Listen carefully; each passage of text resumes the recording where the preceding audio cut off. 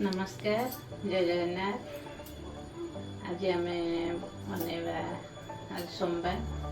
आज आम बनवा अरुआ भात छुई आलू बेसर शाग भजा सालाड। अरुआ भात से छुई आलू तरकारीटा बिना प्याज रसुण। तो चलते स्टार्ट करवा छुई आलू बेसर। छुई आलू बैगन लुण हलदी देगी सिझेकी रखी तापरे कड़े बसैकी तेल पकेबा। तेल रे जीरा सोरिषा पंचफुटन टिके फुटेदबा। फुटे सारा पर कंचा लंका पकेबा भूषण पत्र पकेबा। तापरे टमाटो गोटे काटिकी पकेबा लुण टिके देगी ताको भाजिबा। तापरे बेसर आम सोरिष जीरा धनिया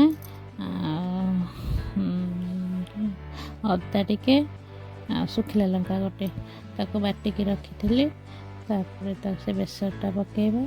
पकेकी ताको टिके कषिबा। से टिके भल से टिके कषि गला परे आम रखिथिबा छुई आलू जो सिझेकी रखी ताको पकेदेबा। हो गला आमर कषिया छुई आलू तरकारी छुई आलू सिझाटा पकेदेली। पकेदेला पर आमर तरकारी प्रस्तुत हो गला। तापरे धनिया पत्र जदि थी पकेबा।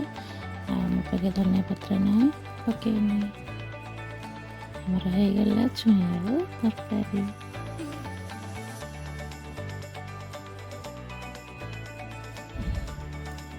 शाग मन खड़ा शाग को भलसे धोईदेली। धोईदेकी ताको चुन चुन कर काटिदेबा। काटी सारा पर आम शाग भाजिबा।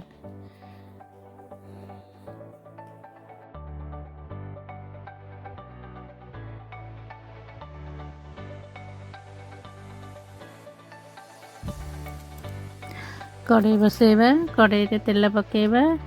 जीरा खाली जीरा टिके फुटेची कंचा लंका दुटा चुन चुन कर काटिकी पकई देची। तापरे शाग पकईदबा। शाग पकईकी दरकार मुताबक लुण पकईकी आमर शागटा को भाजीदबा।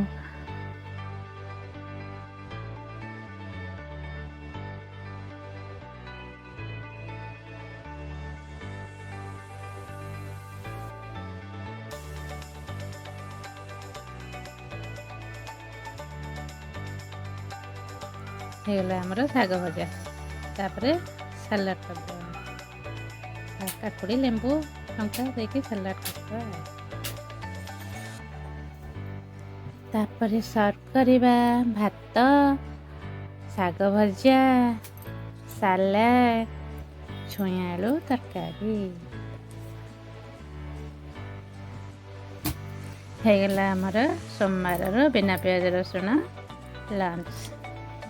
बाय जय जगन्नाथ।